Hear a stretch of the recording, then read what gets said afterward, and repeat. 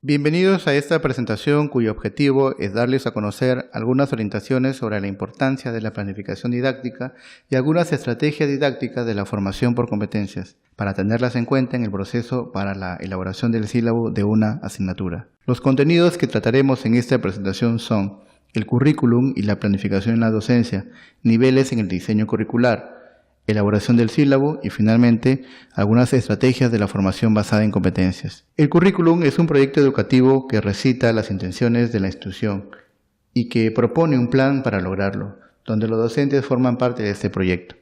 Para que el docente se pueda integrar al currículum implica que organice su actuación no como un conjunto de acciones impredecibles y desconectadas entre sí, sino como la puesta en práctica de un plan bien pensado y articulado. Del mismo modo, el docente se integra al currículum cuando planifica el proceso de enseñanza-aprendizaje como un compromiso que debe de asumir. El diseño curricular en la universidad se ejecuta en dos niveles. En primer lugar, la institución debe tener un equipo de trabajo que desarrolla los fundamentos teóricos, define el perfil de egreso, elabora el plan de estudios, define las estrategias de evaluación y finalmente elabora la sumilla por cada curso. A este proceso se le denomina elaboración del plan curricular. En segundo lugar, el docente debe planificar directamente en el diseño didáctico, es decir, en la elaboración del sílabo y el plan de clase o sesión de aprendizaje, para lo cual debe contar con un mínimo de 3 elementos: la sumilla, el perfil del egresado, el plan de estudios. Esos elementos le permitirán conocer de dónde viene su curso y hacia dónde se dirige. La elaboración del sílabo constituye una de las tareas más importantes del profesorado universitario.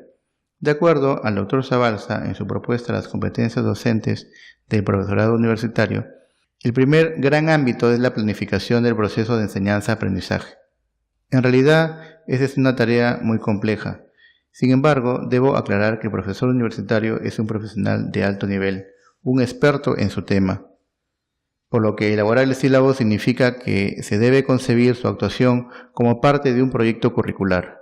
Diseñar el sílabo implica: en primer lugar, el docente universitario debe conciliar lo que está expresado en la sumilla y su propia experticia. En segundo lugar, debe conciliar su propia visión de la disciplina y la intervención reguladora de la institución. Es decir, cuando se aborda la tarea de enseñar, no se trata de enseñar toda la disciplina, sino de demostrar su experticia ordenando los contenidos y lo que la institución pretende de esa asignatura. En tercer lugar, el sílabo debe combinar la experticia del docente con los intereses y características de los estudiantes. En cuarto lugar, el docente también debe conciliar el marco curricular en el que se ubica la asignatura o curso, el cual está descrito en el plan de estudios. Es decir, lo que voy a enseñar no es todo lo que hay en ese tema. Probablemente hay un curso después que abordará lo mismo o parecido, o que está en secuencia de lo que voy a enseñar. Y finalmente, se debe conciliar y tener en cuenta las características, su estilo del docente, ya que no todos tenemos las mismas características personales y estilo de enseñanza. También hay que considerar las características de nuestros estudiantes, ya que es muy diferente enseñar para estudiantes de primer semestre que para otros del noveno semestre. La elaboración del sílabo como parte del diseño curricular es un proceso de toma de decisiones, que debe responder a las siguientes preguntas curriculares: ¿para qué enseñar? ¿Qué enseñar? ¿Cuándo enseñar? ¿Con qué enseñar? ¿Y cómo evaluar? En otras palabras, cada una de estas preguntas se relacionan con el propósito, los contenidos, el tiempo de secuencialización, los métodos, los recursos y finalmente la evaluación. En el contexto de la formación por competencias, asumimos que la competencia comprende un saber integrado, derivado de los conocimientos, habilidades y valores, que la persona va desarrollando continuamente en su vida, para ser utilizados en su desempeño personal y profesional en los escenarios laborales y sociales en los cuales se desenvuelve. Pero una vez propuestas, ¿qué se necesita para desarrollar dichas competencias en los estudiantes? Una vez propuestas, ¿qué necesitamos para desarrollar esas competencias en los estudiantes?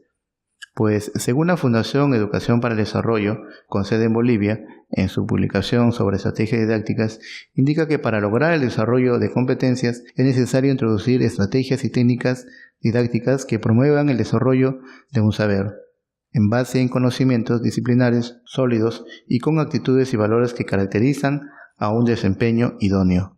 En ese sentido, si definimos competencia, podemos mencionar que es un término polisémico, En este caso tomaremos lo que plantea el modelo educativo SAT, donde propone que la competencia no se debe de reducir a un simple desempeño laboral, tampoco a una sola apropiación de conocimientos para saber hacer, sino que abarca todo un conjunto de capacidades que se desarrollan a través de procesos que conducen a la persona responsable a ser competente en todo su ser integral.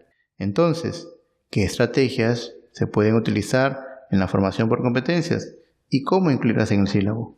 Pues la respuesta a esto es que existen muchas estrategias. Sin embargo, algunas en las que se mencionan en la Fundación de Educación para el Desarrollo, donde propone básicamente 4 métodos y estrategias didácticas, como son aprendizaje basado en problemas, estudio de caso, método de proyectos y método de Kolb. Estas estrategias pueden personalizarse según las necesidades del docente, combinando técnicas y dinámicas de clase.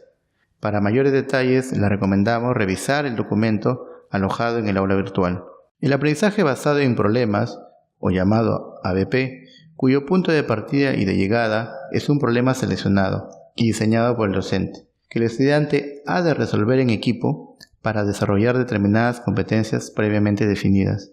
Esta estrategia se centra en el compromiso que debe asumir el estudiante para lograr aprendizajes significativos. Para aplicarlo podemos recorrer 6 etapas y combinar 22 posibles técnicas. El estudio de caso está compuesto por análisis intensivo y completo de un hecho, problema o suceso real, con la finalidad de conocerlo, interpretarlo, resolverlo, generar hipótesis, contrastar datos, reflexionar, completar conocimientos y diagnosticarlo, y en ocasiones entrenarse en los posibles procedimientos alternativos de solución.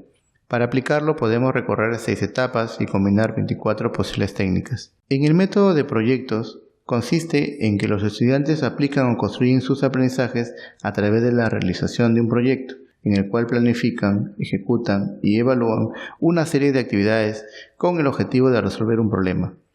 Se busca enfrentar a los estudiantes a situaciones que los conlleven a rescatar, comprender y aplicar aquello que aprenden como una herramienta para resolver problemas o propone mejoras en las comunidades de donde se desenvuelven. Y finalmente, el método de Kolb plantea articular los distintos estilos de aprendizaje en la planificación y ejecución de la formación, con la finalidad de dar similares oportunidades a los estudiantes que aprenden de manera diferente.